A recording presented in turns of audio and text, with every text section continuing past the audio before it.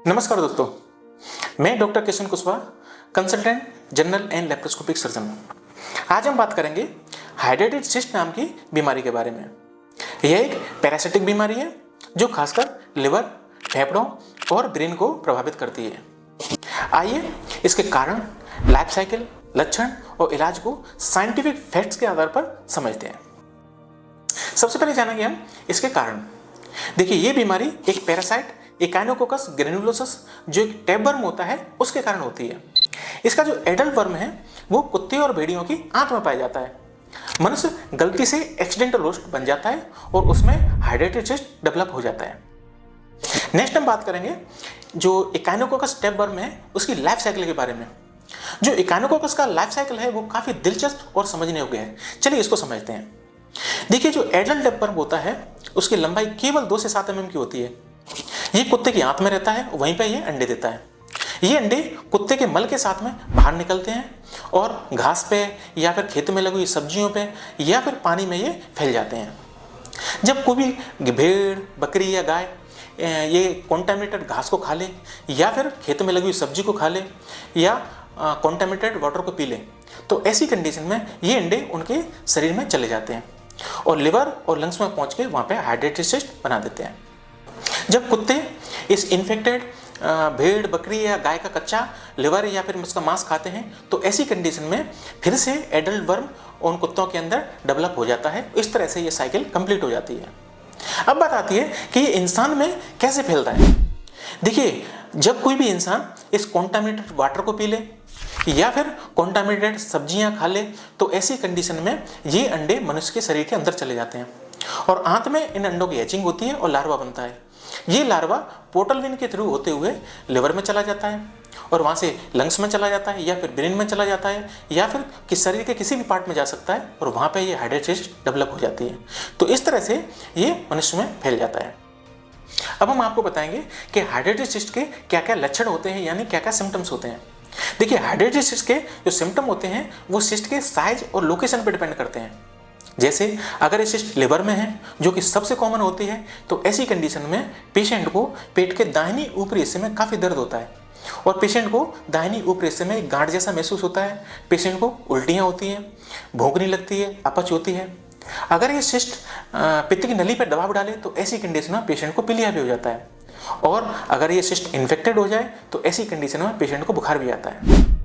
ऐसे ही अगर ये सिस्ट लंग्स में बन जाए यानी फेफड़े में बन जाए तो पेशेंट को बार बार खांसी आती है, छाती में दर्द होता है और सांस लेने में तकलीफ होती है।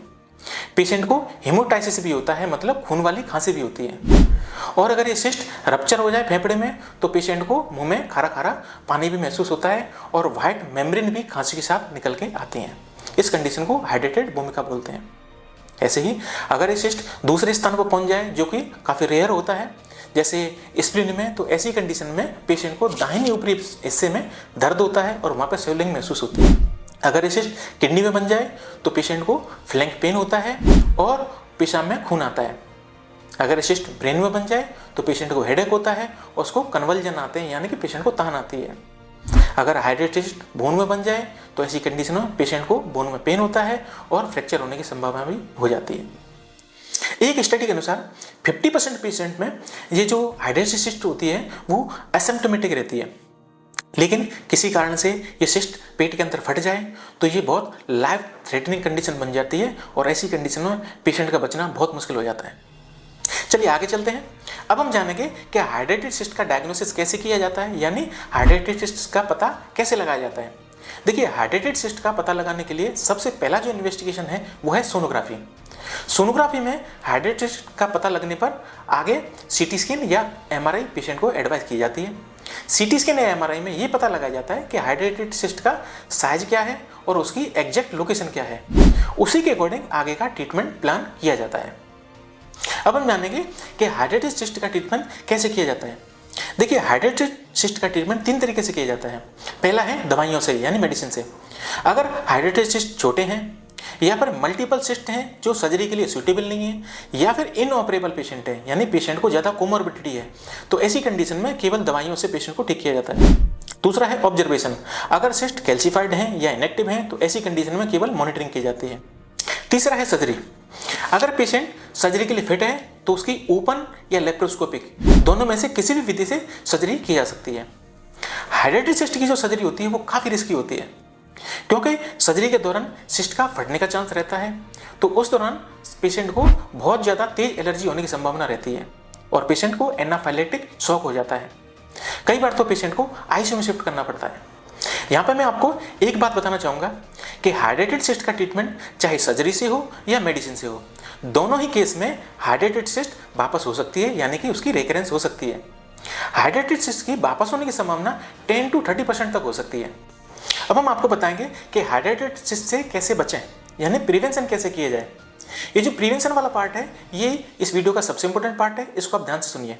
पॉइंट नंबर 1, अगर आपके घर में कुत्ते हैं तो आपको कुत्तों की नियमित डीवर्मिंग करानी है।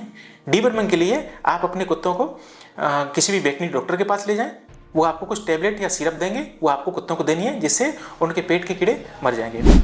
पॉइंट नंबर 2, आपको दूषित पानी और कच्चे मांस के सेवन से बचना है। पॉइंट नंबर 3, खाना बनाने से पहले और खाना खाने से पहले हाथ अच्छे से धोने हैं। पॉइंट नंबर 4, आपको कुत्तों को इन्फेक्टेड जानवरों का कच्चा लिवर नहीं खिलाना है। पॉइंट नंबर 5, अगर मार्केट से सब्जियां लेके आ रहे हैं तो उनको इस्तेमाल करने से पहले पानी से अच्छे धोकर तभी इस्तेमाल करें। तो दोस्तों, हाइड्रेटेड सिस्ट एक जीनोटिक इन्फेक्शन है जो इंसान में गलती से डेवलप हो जाता है। समय पर डायग्नोसिस और सही इलाज से पेशेंट पूरी तरह ठीक हो सकता है। इसके लिए प्रिवेंशन ही सबसे इफेक्टिव स्ट्रेटेजी है।